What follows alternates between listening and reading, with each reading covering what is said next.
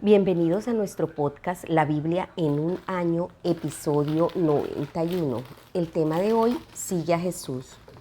Llegados a un punto, Pipa y yo nos adentramos en el mundo de Twitter, en un mundo donde sigues a otras personas y tú mismo eres seguido. Katy Perry y Justin Bieber tienen en la actualidad más de 75 millones de seguidores cada uno. Muchas otras celebridades tienen también enormes cantidades de seguidores. La gente sigue sus vidas, palabras, estilos de vida, dietas y elecciones de moda. Quieren saberlo todo sobre ellos, interactuar con ellos y ser como ellos al imitarlos. No hay nada que sea inherentemente malo en esto. Es natural querer seguir a quienes admiramos. Seguir a los famosos en Twitter puede ser divertido e incluso enriquecedor. Pero seguir a la gente en Twitter es una cosa, ser un verdadero seguidor de alguien es otra muy distinta. Significa imitar su vida y hacer lo que aquella persona nos dice hacer. Elige seguir a la gente adecuada.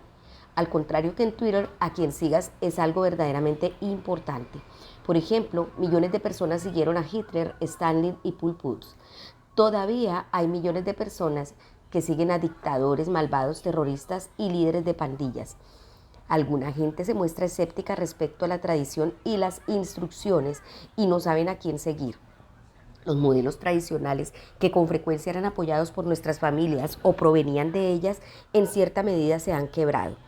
Esta situación deja a mucha gente en una indecisión acerca de quién seguir.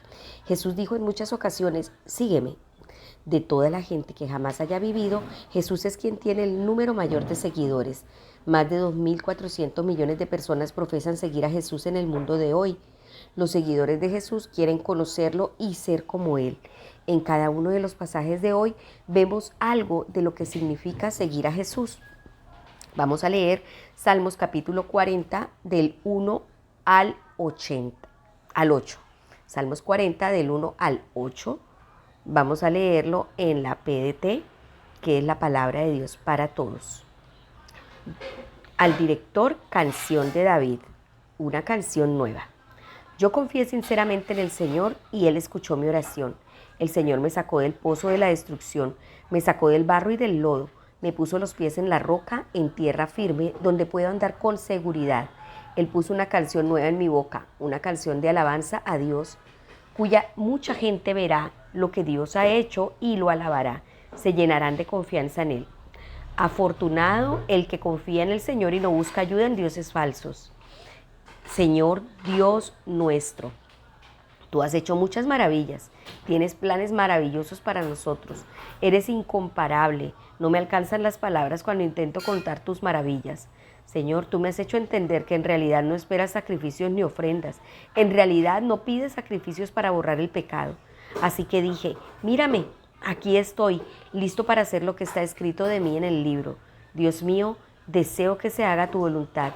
Llevo tus enseñanzas en mi corazón. Bueno, en este pasaje vemos lo que es el primer punto de lo que significa seguir a Jesús. Lo primero es, sigue el ejemplo de Jesús. Cuando pases por momentos difíciles, serás reconfortado al recordar las bendiciones pasadas y los momentos en los que Dios te ha rescatado. David escribe sobre la época en la que estaba en la fosa de la muerte, lleno del lodo del pantano. Puede que estuviera describiendo la experiencia del pecado, la enfermedad o la profundidad de la depresión. Curry den Boom afirmó, no hay fosa tan profunda que supere en profundidad el amor de Dios. La fosa de la depresión puede ser un lugar aterrador. En tiempos así, recordamos que todos nuestros fallos y nuestras decepciones están siempre allí recordándose. Empezamos a creer que nada bueno nos puede suceder jamás. Nos sentimos infelices y sin remedio.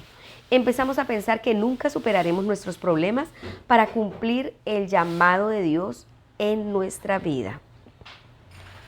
En medio de ese desvalimiento, David dice, puse en el Señor toda mi esperanza. Él se inclinó hacia mí y escuchó mi clamor. Me sacó de la fosa de la muerte, del lodo y del pantano. Después de que Dios lo sacara de la fosa de la muerte, puso mis pies sobre roca y me plantó en terreno firme. Dios puso una nueva canción de alabanza en los labios de David y su testimonio llevó a que muchos otros pusieron su confianza en el Señor. David describe la gran bendición de ignorar lo que el mundo adora y seguir al Señor. Dice, dichoso el que pone su confianza en Él. No es posible enumerar sus bondades en nuestro favor, ni siquiera anunciarlas y proclamarlas. Sería más de lo que puedo contar. Muchas son, Señor, mi Dios, las maravillas que tú has hecho. No es posible enumerar tus bondades en favor nuestro. Lo dice en el verso 4 y 5. David escribe: tú no pides sacrificios a cambio de tu perdón, tan solo nos pides obediencia. El secreto del éxito de David fue la oración y la obediencia. David se ofrece a sí mismo para seguir la voluntad de Dios con todo su ser, proclamando: por eso he dicho, aquí estoy, tal como el libro dice de mí. A mí me agrada hacer tu voluntad.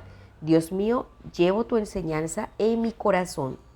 También este era el secreto del éxito de Jesús. Según el autor de los Hebreos, estos versículos encontraron su cumplimiento perfecto en Jesús. Nos dice que el mismo Jesús citó los versículos 6 y 8 de este Salmos. Lo dice Hebreos 5:10. Jesús oró y obedeció diciendo: he venido, oh Dios, a hacer tu voluntad. El escritor de Hebreos prosigue: y en virtud de esa voluntad somos santificados mediante el sacrificio del cuerpo de Jesucristo, ofrecido una vez y para siempre. Sigue el ejemplo de Jesús y ofrécete para hacer la voluntad de Dios. David dice que aquellos que hacen del Señor su confianza serán bendecidos. Verás todo tipo de maravillas, querrás anunciarlas y hablar de ellas, pero son más de las que puedo contar. Vamos a orar. Amado Señor, quiero darte gracias por las veces que me has sacado de la fosa de la muerte y del lodo del pantano. Has puesto mis pies sobre la roca, dándome un lugar firme donde pisar y una nueva canción para mis labios, capacitándome para testificar para que otros pongan su confianza en el Señor. Ayúdame, Señor, a orar hoy y siempre y a obedecer lo que tú me mandes, Señor. Dame el denuedo para predicar y anunciar tus maravillas. En el nombre de Jesús, amén. Abra su Biblia ahora en Lucas capítulo 8, vamos a leer desde el verso 40 y vamos a leer el capítulo 9 del 1 al 9. Lucas capítulo 8, verso 40. La hija de Jairo y la mujer enferma. Cuando Jesús regresó a Galilea, la multitud lo recibió muy bien, porque todos lo estaban esperando. En ese momento llegó un hombre llamado Jairo, dirigente de la sinagoga. Se arrodilló a los pies de Jesús y le rogó que fuera a su casa, porque su única hija, que tenía 12 años, se estaba muriendo.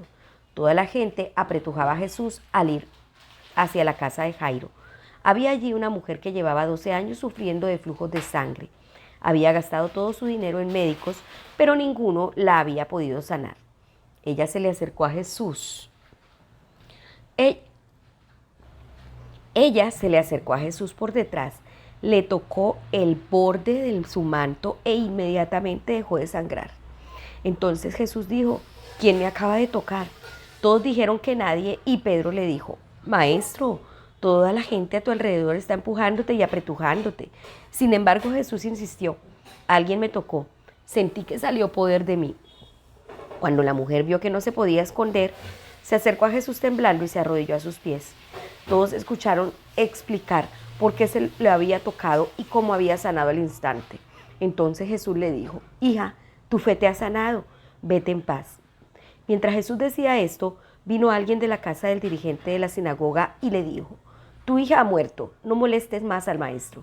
Pero al oír esto, Jesús le dijo al dirigente de la sinagoga: no tengas miedo, solo cree y ella será sanada. Jesús llegó a la casa y no dejó que nadie entrara con él. Solo dejó entrar a Pedro, Juan, Santiago y a los padres de la niña. Toda la gente estaba llorando y lamentándose por ella. Jesús le dijo: dejen de llorar. Ella no está muerta, solo está dormida. Entonces todos se burlaron de él porque sabían que la niña ya estaba muerta. Pero Jesús la tomó de la mano y le dijo: levántate, niña. Ella volvió a la vida e inmediatamente se levantó. Luego Jesús ordenó que le dieran algo de comer. Sus padres quedaron completamente atónitos, pero Jesús les dijo que no le contaran a nadie lo que había pasado. Capítulo 9 de Lucas. Jesús envía a los 12 apóstoles. Jesús reunió a los 12 y les dio poder y autoridad sobre todos los demonios y para sanar enfermedades. Luego los mandó a anunciar el reino de Dios y a sanar a los enfermos, diciéndoles: no lleven nada para el camino, ni bastón ni bolsa, ni alimentos, ni dinero, ni un cambio de ropa. Quédense en la casa a donde lleguen hasta que se vayan del pueblo. Si no les dan la bienvenida en un pueblo, sacúdanse el polvo de los pies a manera de advertencia para ellos. Entonces los seguidores de Jesús salieron y fueron por todos los pueblos, anunciando la buena noticia y sanando a la gente en todas partes. Herodes está confuso acerca de Jesús. Herodes, el gobernador, se enteró de que todo lo que estaba pasando. Quedó confuso porque algunos decían que Juan había resucitado de entre los muertos, otros que Elías había aparecido y otros que era uno de los antiguos profetas que había resucitado. Pero Herodes dijo: yo le corté la cabeza a Juan. Entonces, ¿quién es este del que oigo decir todo esto?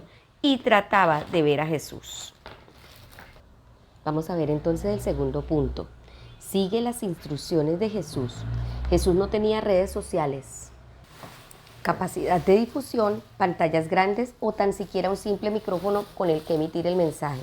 No necesitó nada de esto. Tenía el poder y la autoridad que transmitió a sus seguidores. Aunque esté bien usar todos los medios disponibles para dar a conocer el mensaje de Jesús, no debemos centrarnos tanto en los medios modernos de comunicación que olvidemos lo esencial de todo. Sigue el ejemplo de Jesús y sus instrucciones, de las cuales leemos en este pasaje. Jesús sanó a una mujer que había padecido de hemorragias. Resucitó a la hija de Jairo trayéndola de vuelta a la vida. Jairo y la hemorroisa son dos personajes muy diferentes. Uno y la otra mujer, uno un sujeto, la otra parte de la multitud. Uno influyente, la otra aparentemente insignificante. Uno le habló a Jesús de su hija, la otra fue llamada hija por Jesús. Uno era rico y la otra estaba enferma. Aún así, ambos dependían del poder y la autoridad de Jesús y los dos reaccionaron de la misma manera al acercarse a Jesús. Jairo se postró a sus pies y la mujer fue temblando a arrodillarse a los pies de Jesús. Ambos dieron la respuesta adecuada a Jesús, reconocieron su poder y estaban preparados para seguir las instrucciones y creer que Jesús tenía el poder para sanar. Jesús le dijo a la mujer: hija, tu fe te ha sanado, vete en paz. A su vez dijo a Jairo: no tengas miedo, cree nada más y ella será sanada. Ambas son historias de un extraordinario poder y una extraordinaria compasión. Se decía de Jesús: quienes lo tocaban quedaban sanos. Cuando la mujer que había tenido hemorragias por 12 años lo tocó, él replicó: alguien me ha tocado, yo sé que de mí ha salido poder. La mujer fue sanada al instante. Después Jesús resucitó a la hija de Jairo de entre los muertos. La gente estaba atónita. Jesús ejerció su ministerio con gran poder y autoridad. Lo que aún es más asombroso es que Él te pasa ese poder a ti. Poder y autoridad son palabras que justamente asociamos con el ministerio de Jesús. Pero no solo se dan a Jesús. Él llamó a todos sus discípulos justos y les dio poder y autoridad para predicar el reino de Dios y sanar a los enfermos. Este es el mismo ministerio al que están llamados todos y cada uno de los discípulos de Jesús. Su poder y autoridad están disponibles para ti hoy en día. Ay, Señor, enséñame a seguir tus instrucciones. Oremos juntos. Enséñame, Señor, a predicar el reino de Dios y a sanar a los enfermos. Ayúdame a seguir tu ejemplo de cerca y a aprender a ministrar con poder y autoridad. Quita toda incredulidad y falta de fe. Llénanos del poder de tu Espíritu Santo. Necesito más de ti. En el nombre de Jesús. Amén. Ahora les invito a que abran su Biblia en Números, capítulo 31. Vamos a leer desde el verso 25 y también el capítulo 32. Entonces, ubíquese el número 31, 25. Dice así: repartición del botín. El Señor le dijo a Moisés: tú, el sacerdote Eleazar y los jefes de familias de la comunidad hagan una lista de todo lo que capturaron en batalla, tanto de seres humanos como de animales. Divide en dos partes lo que fue capturado en batalla y entrega una parte a los que fueron al combate y la otra al resto de la comunidad. A los que fueron al combate exígeles una parte de su botín para el Señor, de lo que les corresponda, tanto de personas como de los asnos, vacas y ovejas. Toma uno de cada 500. Eso lo tomarás de la parte que les correspondió a los que fueron al combate y se los entregarás al sacerdote Eleazar como contribución para el Señor. Ahora bien, de la parte que les corresponde al resto de los israelitas, tanto de las personas como de los asnos, vacas y ovejas, es decir, de todos los animales, tomarás uno de cada 50 y se los entregarás a los levitas que están a cargo del cuidado de la carpa sagrada del Señor. Moisés y el sacerdote Eleazar hicieron exactamente lo que el Señor le ordenó a Moisés. Sin tomar en cuenta lo que cada soldado recogió por su parte, El botín de guerra fue el siguiente: 675.000 ovejas, 72.000 cabezas de ganado, 61.000 burros y 32.000 personas, o sea, las muchachas vírgenes. La mitad que le correspondió a los soldados fue esta: 337.500 ovejas, de los cuales dieron 675 como contribución al Señor, 36.000 cabezas de ganado, de las cuales dieron 72 como contribución al Señor, 30.500 burros, de los cuales dieron 61 como contribución al Señor, 16.000 personas, de las cuales dieron 32 como contribución al Señor. Moisés entregó la contribución para el Señor al sacerdote Eleazar, tal como el Señor le había ordenado a Moisés. La mitad que le correspondió al resto de los israelitas fue esta: 337.500 ovejas, 36.000 cabezas de ganado, 35.500 burros y 16.000 personas. Moisés tomó de la mitad que le correspondió al resto de los israelitas uno de cada 50, tanto de personas como de animales, y se los dio a los levitas que estaban a cargo del cuidado de la carpa del Señor, tal como el Señor le había ordenado a Moisés. Luego los jefes de las divisiones militares, los comandantes de 1.000 hombres y los comandantes de 100 hombres, se presentaron ante Moisés y le dijeron: nosotros, sus siervos, hemos pasado lista de los soldados que teníamos a nuestro mandato y ningún israelita murió en la batalla. Así que hemos traído como ofrenda al Señor los objetos de oro que cada uno de nosotros encontró: pulseras, brazaletes, anillos, aretes y collares. Son para dar como rescate por nuestras vidas al Señor. Moisés y Eleazar, el sacerdote, recibieron de ellos todos esos objetos de oro bien elaborados. Todo el oro que los comandantes de 1.000 hombres y los comandantes de 100 hombres ofrecieron como contribución al Señor pesó 190 kilos, pues cada uno de los soldados había tomado botín por su cuenta. Entonces Moisés y el sacerdote Eleazar tomaron el oro de los comandantes de 1.000 hombres y de los comandantes de 100 hombres y lo llevaron a la carpa del encuentro para que sirviera como recordatorio al Señor en favor de los israelitas. Capítulo 32 de Números. Las tribus al oriente del río Jordán. Los descendientes de Rubén y Gad tenían mucho ganado, y al ver la tierra de Jazer y la tierra de Galaad, se dieron cuenta que era un buen sitio para la cría de ganado. Así que fueron y les dijeron a Moisés, a Eleazar, el sacerdote, y a los jefes de la comunidad: la región alrededor de Atarot, Dibón, Jazer, Nimra, Hesbón, Elalé, Sebán, Nebo y Beón, que el Señor ha conquistado para el pueblo de Israel, es una tierra buena para la ganadería, y lo que tenemos nosotros, tus siervos, es precisamente ganado. Si tienes una buena opinión de nosotros, tus siervos, danos esa tierra y no nos hagas atravesar el río Jordán. Moisés le dijo a Gad, a los de Gad y Rubén: ¿es que sus hermanos deben ir a la guerra mientras ustedes se quedan aquí? ¿Porque tratan de desanimar a los israelitas para que no pasen a la tierra que el Señor les ha dado? Eso fue lo mismo que hicieron sus padres cuando los mandé desde Cades Barnea a explorar la tierra. Fueron hasta el valle de Escol y exploraron la tierra, pero ellos desanimaron al pueblo de Israel para que no entraran en la tierra que el Señor les había dado. Ese día el Señor se enojó mucho y juró: ninguno de los que vinieron de Egipto de 20 años de edad en adelante verán la tierra que le prometí a Abraham, a Isaac y a Jacob, porque no me han seguido fielmente, excepto Caleb, hijo de Jefón, y Josué, hijo de Nun. Ellos sí han seguido al Señor fielmente. El Señor se enojó con Israel y los hizo vagar por el desierto durante 40 años, hasta que murió toda esa generación que hizo enojar al Señor. Ahora resulta que ustedes, pecadores, han tomado el lugar de sus padres para aumentar aún más la ira del Señor contra Israel. Si ustedes se ponen en contra de Él, entonces Él los dejará aún más tiempo en el desierto y ustedes causarán la destrucción de todo este pueblo. Los de Rubén y Gad se acercaron a Moisés y dijeron: déjanos construir aquí corrales para nuestro ganado y edificar ciudades para nuestras familias. Luego tomaremos las armas para ir al frente de los israelitas hasta que los hayamos llevado a su lugar. Mientras tanto, nuestras familias se quedarán viviendo en ciudades amuralladas a salvo de la gente que habita en esta tierra. Nosotros no regresaremos hasta nuestros hogares, sino hasta que todos los israelitas hayan tomado posesión de su herencia. No pediremos que se nos reparta territorio junto con ellos al otro lado del Jordán, ni más allá, porque hemos ya recibido nuestra herencia al oriente del Jordán. Moisés le dijo: en ese caso, si están dispuestos a cumplir su palabra, tomen las armas para ir a la guerra a las órdenes del Señor. Que todos sus combatientes crucen el río Jordán a las órdenes del Señor hasta que Él expulse a todos sus enemigos. Una vez que hayan terminado de ayudar a sus hermanos a tomar posesión del territorio, se cumplirá la promesa que hicieron a Israel delante del Señor. Entonces podrán volver a ver sus hogares. Este territorio será su propiedad con la aprobación del Señor. Si ustedes no cumplen todo esto, entonces estarán pecando contra el Señor y tengan plena seguridad de que serán castigados por su pecado. Construyan, pues, ciudades para las familias y corrales para sus ganados, pero cumplan con todo lo que dijeron.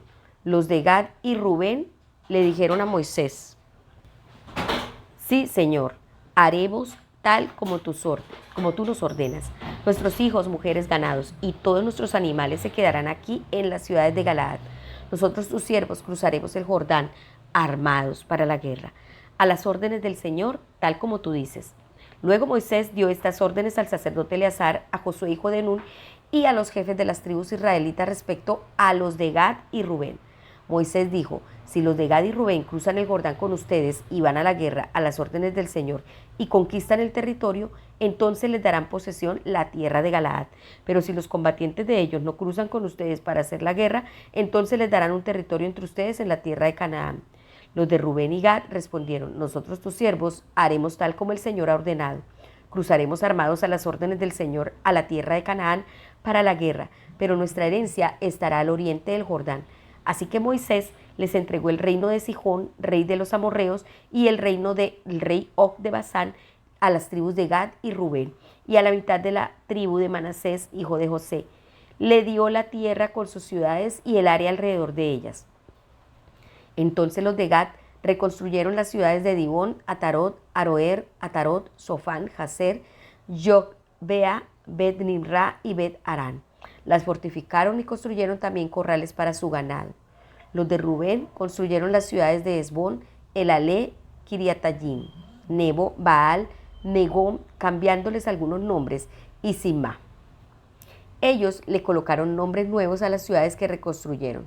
Los descendientes de Maquir, hijo de Manasés, fueron a Galaad, la conquistaron y expulsaron todos los amorreos que vivían allí. Moisés le dio Galaad a los de Maquir, hijo de Manasés, y ellos vivieron allí. Yair, hijo de Manasés, conquistó las poblaciones de los amorreos y las llamó poblaciones de Yair. Nova fue y conquistó Kenat y todos los pueblos cercanos y les puso su nombre a esa región, Nova. Amén. El tercer punto: sigue a Jesús de todo corazón. El poder y la autoridad de Dios son dados a aquellos que siguen al Señor de todo corazón. Caleb y Josué son tomados como la excepción entre los israelitas, porque son los dos únicos de ellos que siguieron al Señor de todo corazón. Esto es lo que el pueblo está llamado a hacer. Moisés advirtió al pueblo de que no negaran a seguir a Jesús, que no se negaran de seguir al Señor. Les advirtió de que no pecaran contra la ley. Pueden estar seguros de que no escaparán de su pecado. Las Escrituras constantemente nos instan a seguir al Señor con todo nuestro corazón y a no tontear con el pecado. Al leer esto con las lentes del Nuevo Testamento, seguir al Señor es seguir a Jesús. La declaración central del Nuevo Testamento es que Jesús es el Señor.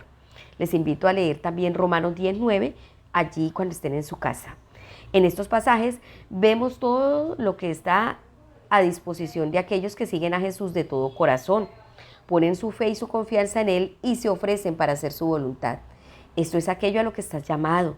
Al hacerlo, Jesús te envía al mundo con poder y autoridad para proclamar el Evangelio y sanar a los enfermos. Sí, Señor, necesitamos eso. Vamos a orar. Amado Señor, quiero ser como Caleb y Josué y seguirte de todo corazón. Hoy quiero seguir tu ejemplo y ofrecerme para hacer tu voluntad. Ayúdame a ministrar con poder y autoridad, a proclamar el Evangelio y a sanar a los enfermos. Te lo pido en el amoroso nombre de nuestro Señor Jesucristo. Amén. La pastora Pipa añade, Lucas 9 del 2 al 3. Jesús los envió a predicar el reino de Dios y les dijo: no lleven nada para el camino, ni bastón, ni bolsa, ni pan, ni dinero, ni 2 mudas de ropa. Tendrían que ver lo que nos llevamos cuando viajamos a otros países. Parecemos incapaces de viajar ligeros de equipaje. A Nicky le digo que no parece que los apóstoles se llevaran la raqueta de squash con ellos cuando iban de viaje. Sí. Bueno, amados, espero que este devocional haya sido de mucha edificación para ustedes y que podamos aprender a seguir a Jesús con todo nuestro corazón. Habiendo entendido en cada uno de estos pasajes de hoy lo que significa verdaderamente seguir a Jesús, que es seguir su ejemplo, que es seguir las instrucciones que Él nos da y seguir a Jesús de todo corazón. Recuerden que este devocional fue escrito por el pastor Nicky Gumbel de la Iglesia HTV en Londres y la voz de este podcast es de Marisol Rojas. Que el Señor les bendiga.